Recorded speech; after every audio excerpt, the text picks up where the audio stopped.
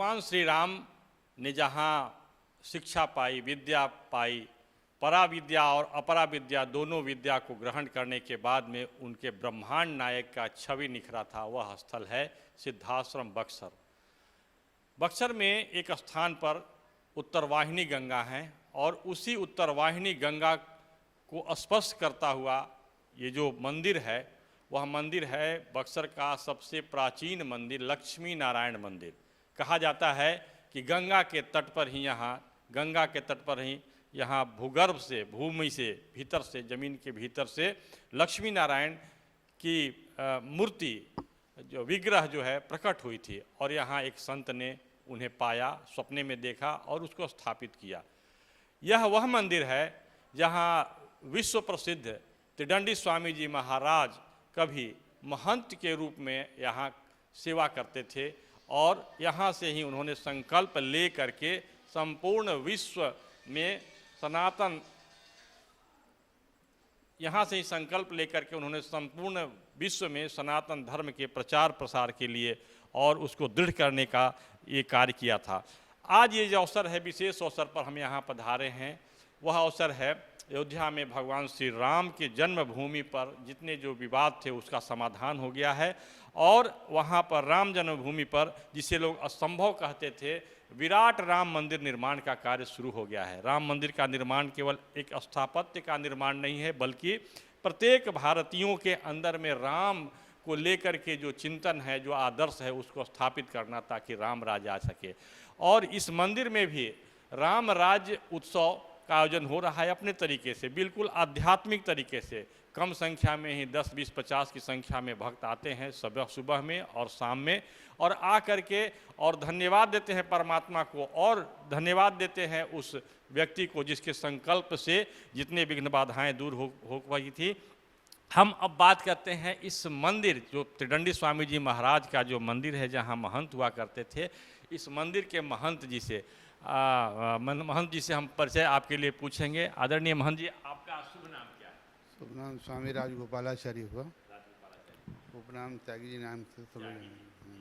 आप इस जो पहली बार जो हो रहा है राम जन्मभूमि पर जो मंदिर का निर्माण कार्य शुरू हो गया है और इसके बाद पहला जो नवरात्र है और ये विजयादशमी है, इसके बाद दीपावली हो रही है, तो सुना है आप लोग ये उत्सव के तौर पर राम राज स्वागत उत्सव के तौर पर मना रहे हैं, इस संदर्भ में आपका क्या कहना है? इससे हम लोग जो राम जन्मभूमि का जो शिलान्यास हुआ, इससे बहुत हम लोग प्रसन्न हैं, खुश हैं कि आज कई हजार वर्षों से जिसलिए हम लोग लालायित थे, प्रतीक्षा कर रहे थे, आज वो हम लोग को देखने के लिए मिल रहा है, मिलेगा।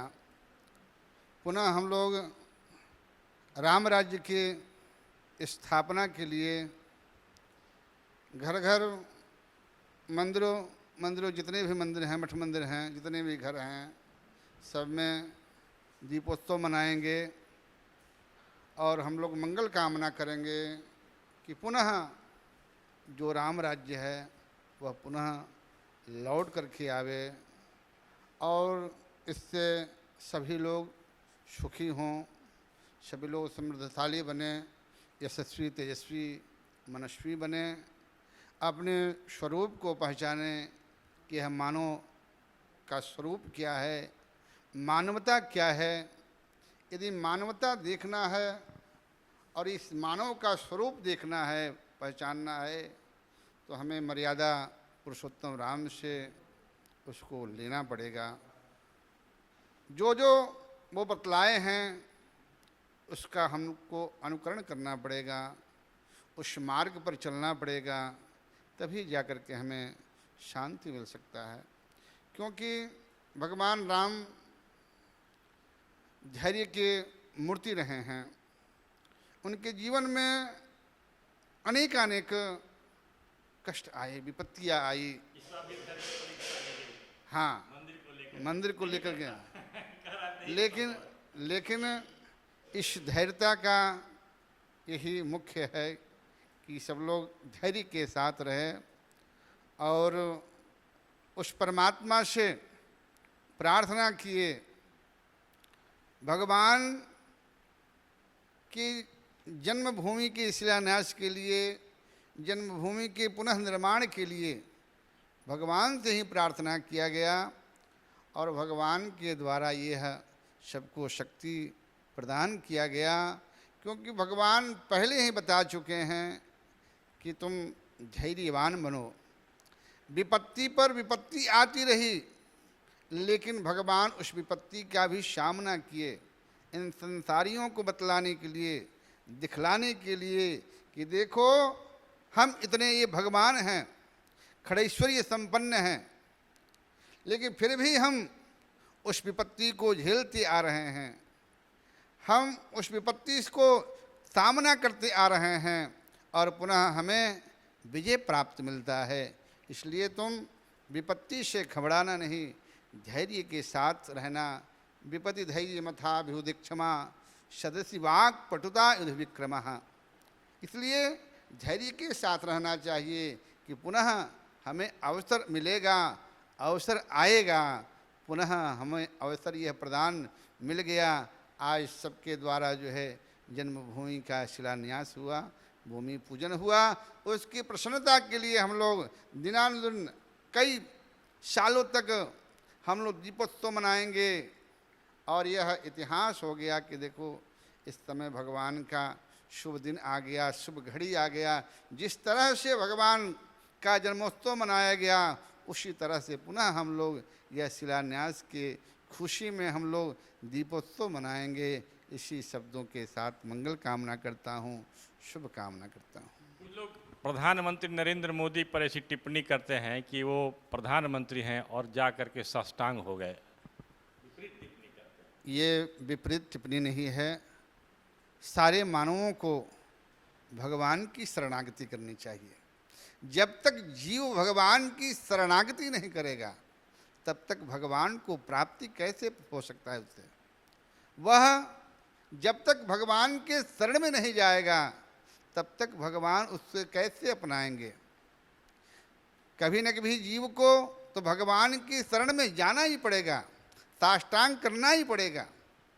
जब तक साष्टांग नहीं करेगा, तब तक उसकी अहंकारता की, ममता का दूर नहीं हो सकता। सब कुछ शरणागति में ही है। जब तक भगवान के शरण में नहीं जाओगे, तब तक तुम्हें मानवता का, मानव जन्म लेने का क्या तात्पर्य है? मानव जन्म लेना का मुख्य तात्पर्य यही है कि भगवान की शरणागति करे, साष्टांग किए। साष्टांग जो भगवान के सन्निधि में जाए, भगवान के शरण में जाए, 8 अंगों से प्रणाम करना चाहिए। पुरुषा शिरसा मनसा जानोभ्याम कराभ्याम प्रणामोष्टांग उच्यते। मतलब वो दृश्य जो है साष्टांग वाले, साष्टांग 8 अंगों से प्रणाम करना चाहिए भगवान की। लेकिन भारत तो धर्मनिरपेक्ष राष्ट्र है, भारत प्रधानमंत्री ने ऐसा किया। प्रधानमंत्री सारे लोगों को करना चाहिए भगवान की शरणागति। प्रधानमंत्री उस कार्य को लेकर के आप क्या कहें? बहुत अच्छा उन्होंने किया, भगवान की शरणागति की, सबको स्वरूप दिखाया कि देखो भगवान के शरण में जाओ, गुरु के सानिध्य में जाओ, तो ऐसे साष्टांग प्रणाम करो, सैल्यूट मत मारो। यह हमारा परंपरा नहीं है, यह हमारा विधान नहीं है कि भगवान के शरण में जाओ तो सैल्यूट मारो। जो है वहाँ तो जाकर के तुम्हें नतमस्तक होना ही पड़ेगा। जब तक भगवान की शरणागति नहीं करोगे, तब तक कुछ नहीं होने वाला है।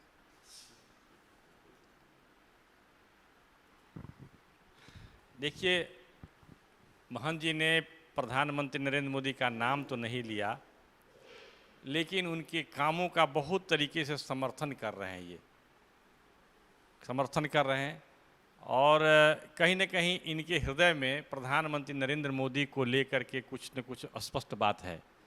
क्या उसको थोड़ा स्पष्ट करना चाहेंगे?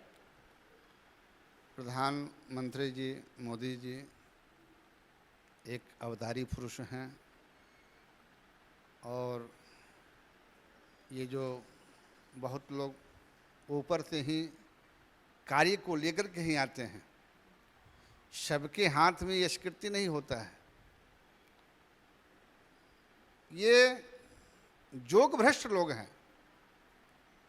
भगवान स्वयं गीता में कहे हैं कि जो योग भ्रष्ट हो जाते हैं वह मानव के रूप में बहुत शक्तिशाली हो जाते हैं।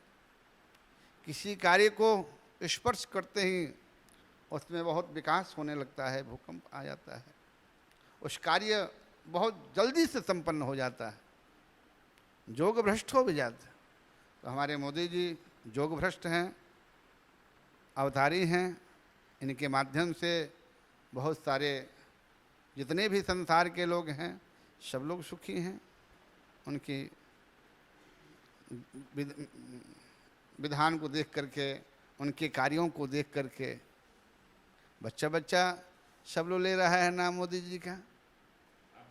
हम भी ले रहे हैं, क्यों नहीं लेंगे। प्रधानमंत्री नरेंद्र मोदी को अपने तरीके से महंत जी ने परिभाषित किया, योग की जब अंतिम अवस्था होती है तो सायुज्य हो जाते हैं, परमात्मा के करीब चले जाते हैं।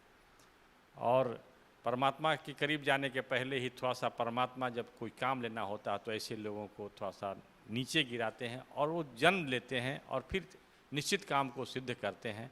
प्रधानमंत्री नरेंद्र मोदी ने भी कहा, राम काज की नो बिनु मोहि कहाँ विश्राम। हनुमान जी के इस वाक्य को दोहराया और ये संत महंत और जितने जो भक्त हैं वो इस वाक्य को याद रखे हुए हैं। मैं कृष्णकांत, लक्ष्मी नारायण मंदिर, बक्सर।